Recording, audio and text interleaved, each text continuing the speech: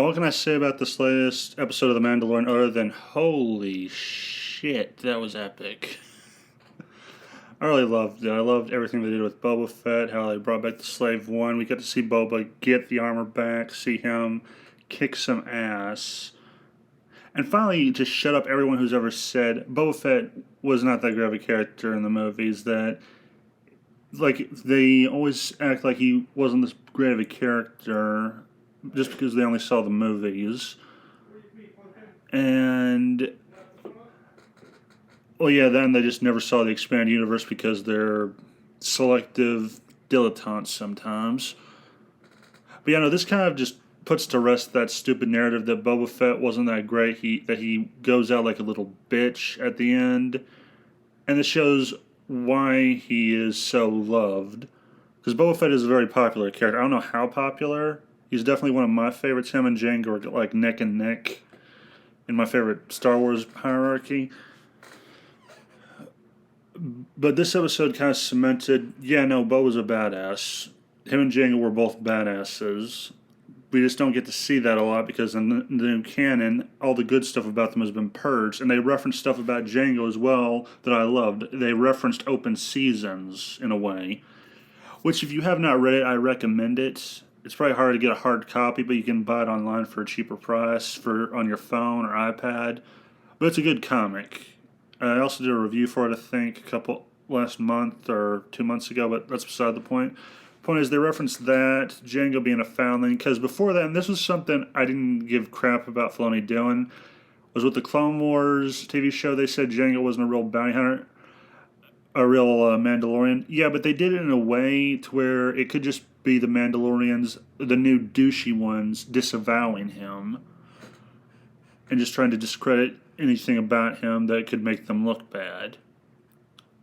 Which, if anything, them being associated to him makes Django look bad. Because they're little bitches who get their asses handed to them most of the time. And, yeah, no, I like the references to open seasons. I hope they make that canon at some point. Because Django in that comic was awesome. It was a little dark in some cases. Then again, Star Wars before Disney, but it was kind of dark in some ways. And the most dark thing I think about new Disney canon is they show blood. That's about the only dark thing I know about their franchise. Like, I've read about the plot, but I cannot be bothered to watch it. The Mandalorian I can tolerate. It doesn't have identity politics in it.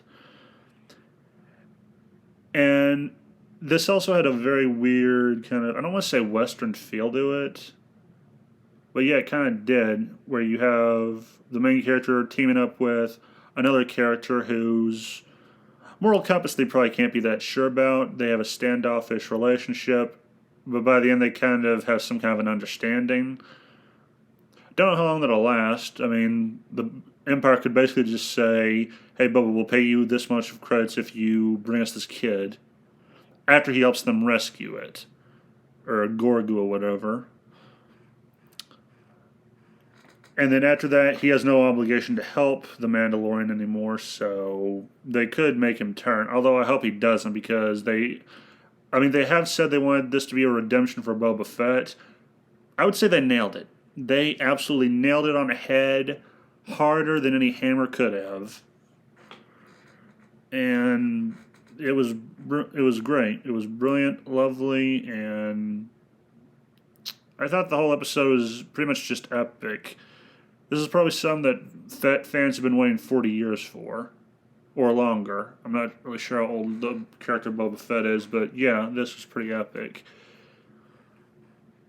And I love just the interactions with him and Mando, how they brought back Fennec, spoiler alert. And I just loved how they used Boba in this episode, how he tore through those stormtroopers. There was, I think, a reference to Indiana Jones in it with the rock rolling. And then when I found out they might be using Mayfield again, kind of got me a little hyped because I'm kind of a Bill Burr fan, and I like how he portrays characters. Sometimes they're usually funny. He's a funny guy, and I liked his performance in last season. So yeah, a lot to look forward to, a lot to appreciate. And this actually gave me an excuse to go back to watch The Mandalorian, because I was not watching it after the second episode of the second season. That just kind of put me off. That and Pascal's stupid comments.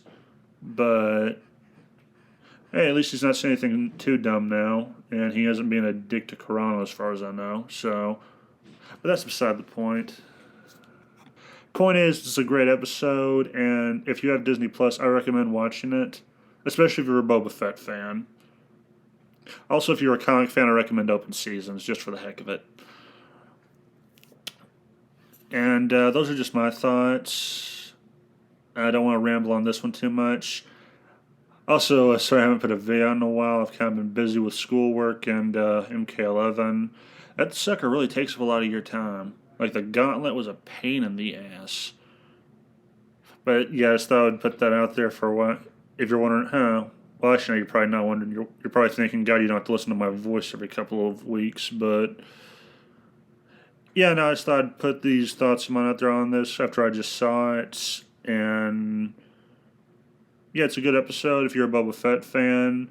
Really does him justice, in my opinion. And yeah, let me know your thoughts. If you've seen it, did you like it? Did you not like it? If you haven't seen it, give it a chance. And yeah, just let me know your thoughts. And have a nice day. Remember, the game was rigged from the start.